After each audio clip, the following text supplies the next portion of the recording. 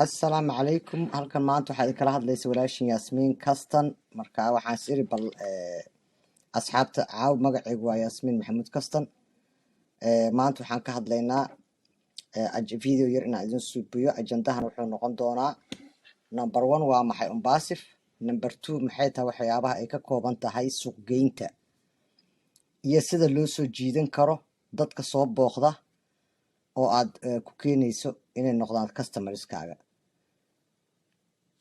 waxaa kaloo qayb saddexaad inoo noqonaya dadka ganacsadayaasha maxay xirfado oo ay u baahan yihiin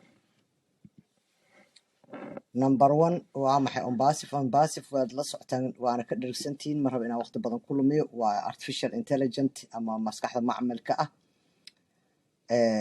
teknolojiyo ku shaqeysa waxayna bixisaa mashruucyo ballaaran oo agabyada ah kuwaasoo xaliya ama transformation ku sameeya isbedelo gaar ah adduunyada oo dhan ganacsigeeda taasoo isticmaalaysa maskaxda macmalka ah oo ah mid fudud lala qabsan karo heer sarena gaarsiin karta ta saddexaad ujeedkeenu waxa uu yahay sidii loo bedeli lahaa ganacsi aad u fudud oo horumar leh kuna salaysan maskaxda macmalka ee teknolojiyadaasi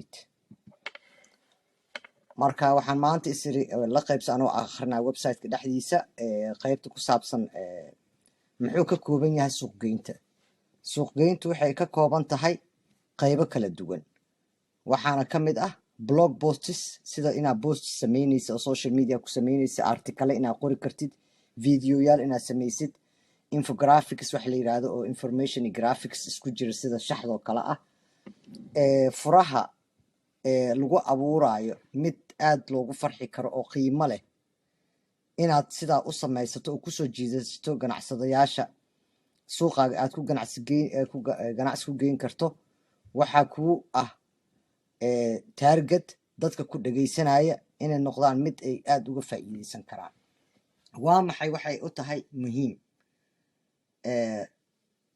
agabyada ay ka kooban tahay suuq geynta ama content of marketing is an excellent option why ay adigu kuugu fiican tahay waxay kuugu fiican tahay inaad aragtid wadooyinka ama trafficska website-ka adiga aad leedahay sidaa u abuuranayso oo aad ula qaybsanayso isagoo high quality ah adoona markaas ku soo jiidanaya cid allaale ciddii soo booqato dukaankaaga ama website-kaaga kaasoo dhisi doona brand name waxaa la yiraahdaa magacaaga yacni businesskaaga magaciisa kuna korna u qaadi doona ganacsigaaga intaa waxaa dheer waxa ay ka kooban yahay suuq geyntaada inuu yahay mid aad u soo jiidan karo effective ah oo yacni wax la taaban kara ah kaasoo ku gaarsiin kara inaad wax badan iibgeyso hadba markaa waxay ku salaysan tahay guud ahaan arrintan sidaa hadda u iibgeyn lahayd ganacsigaaga ama u xayeysiisan lahayd maxay tahay 6 xirfadood ee looga baahan yahay qofka ganacsadaha ah innovation inaad tahay qof wax soo saari kara oo creativity leh yacni inaad qof fikirkiisa isu geyn karo oo wax hal abuur leh I mean af Soomaaliga dhulkan sida loo joogo af Soomaaligu naga lumay ganacsada hal abuur leh inaad tahay kaasoo awood u leh inuu maskaxdiisa u bedelo ama fikirkiisa wax ficil ah actions qof walba wax fikirkiisa uu create gareyn karaa process can be head of competition fikirkaagan waa mid tartan kula jira dadka kale ee muxuu ahaa ganacsadayaasha number 2 maxaa ah qiimeyn xiriir inaad samayso ah effective communication sideebaa dadka ula xiriiri kartaa customerskaaga ula xiriiri kartaa si macquul ah oo qiimeysan effective communication is a significant trait for an entrepreneur qofka ganacsadaha yacni xiriirkiisa ayay ku fiican dadka dukaamada gada waa taqaanaan qofka dabeecad wanaagsan ama maskaxda fiican ama xirfadda fiican leh dad badan oo soo jiidan karaa adigoo markaas maskaxdaada ay u furan tahay si clear ah xiriirkaaga aad ganacsatada la leedahay ama customerskaaga noqon kara mid caawiya si aad xiriir wanaagsan oo saaxiibtinimo u samaystaan kliyentigaaga ama customerskaaga ama dadka stakeholderskaaga ah ee ganacsiga idinka dhexeeya. Soomaali kulligood waa wada ganacsato, marka waad fahmaysaan. qofka ugu dambeeya number 3, decision making. markaa go-aan qaadanayso, decision can have a long term effect. xiriirada aad go-aamada aad qaadanayso yani wuxuu impact ku yeelan karaa ama uu faa'iido u yeelan karaa mustaqbalka ganacsigaaga. ganacsadaha waa inuu noqdaa qof maskaxda ka korsan. There must be able predict after effects of making decision. fikirkaagana mar walba go-aanka aad qaadanayso waa inuu ku salaysnaadaa ama aad qiyaastaa muxuu igu samayn karaa mustaqbalka ama wax ka bedeli karaa ganacsigayga. Number 4 waa team player. inaad noqoto qof la shaqayn kara dadka ay shaqada ka wada dhexayso, oo aad noqon karto qof shaqadii si wanaagsan ula qaybsan kara dadka ay shaqada isaga keen xiranta. With the collaborative usage of technologies. adigoo isticmaalaya iskaashiga teknolojiyadan maanta platformkan lagu siiyey ee kuu furaysa adduunyadoo dhan inaad xiriir la samayso. yani teknolojiyada waxay kuu furaysaa dukaankaagii alaabtii taallay inaad customer fiican la samaysato, waxaad iibgeyn karto, dad kalena aad xiriir la suubin karto, oo yani stakeholders waxaa la yidhahdaa dadka aad simantihiin. marka waa waqtigii aad fahmi lahaydeen faa'iidada ay leedahay teamwork waxa la yidhaahdo. waxay kaa caawinaysaa inaad adigu lahaato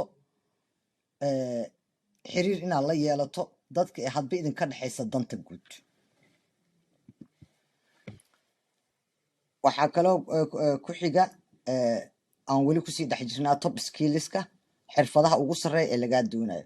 constant learning waa tan hadda ugu daran ee ina haysata, inaad mar walba wax barato. dadka maskaxdoodu ay aad u sarreyso waxay hadba qiimeeyaan mar walbana ay ku noqnoqdaan siday u dhisi lahaayeen xirfadaha ayaga faa'iidada u leh, isla markaana ula qabsan lahaayeen wixii isbeddel ah ee ku yimaada siday ay u kobcin lahaayeen ganacsigooda. Number 2, receptive to a new idea. inaad tahay qof open minded ah ama coachable ah oo hadba ka fiiriya dhinaca wanaagsan fikir kastoo kula soo gudboonaado. ganacsatada maskaxda furan leh, open minded entrepreneur, accept new ideas. mar walba fikir yani cusub. qofka yani tafta oo ganacsadaha ah oo maskaxda furan wuxuu jecel yahay fikir cusub wuu soo dhaweeyaa si uu fursadaha uga faa'iideysto ee u yimaado asaga ka hor yimaado si uu u gaaro guul. qofka ganacsadaha ah ay maskaxda furan ama caqliga badan leh ama wise-ka ah wuxuu hadba samaystaa istiraatiijiyo ama hadaf uu ku gaarayo ama ku accept garayn lahaa fikirada kale ee isaga ka hor yimaada, isagoo hadba eegaya angles kala duwan, dhibaato kasta ka eegaya dhinacyo kala duwan. okay, waxaa kaloo aad muhiim ah oo aan sir la qaybso maanta igu kalifay inaan videogan soo dubaanay. dadka video ku fiican ma ihi, waqti badanna uma helo, marka waxaan isku dayay domain nameka. dad badan oo domain nameka fahansanayna jira. waxaa markaa maanta idinkugu soo daray videogan muxuu yahay domain name. domain nameka waa adareyska adiga website-ka aad subsan doonto. okay, waxaa kaloo ku xiga ka hadlaynaa sidee u dooran kartaa domain name wanaagsan. waxaa u dooran kartaa inaad horta soo gaabiso kana fogaato magac yani tricky ah oo berri ka maalin adiga qalqal ku gelin kara. domain namekaaga inaad geliso xarfadaha mataqaanaa underscoreka oo kale inaad dhex geliso ma wanaagsana. wax kuu fudud, hadal magac kuu fudud oo aad xasuusan karto. maxay u kala baxaan, meeqa nooc ayay domain nameska u kala baxaan? waa aragteen domain nameska dad ku jira ama website-yada hadda dadka Soomaaliya dalkii joogaan la hadlaynaa. com waxaa la baxo .com waxaa la baxo dadka ganacsadayaasha ah for commercial. .net waxaa la baxo dadka xiriirka leh, xiriirka caalamka oo kale. .edu waxaa la baxo waxbarashada. .org waxaa la baxo ururada caalamiga ah.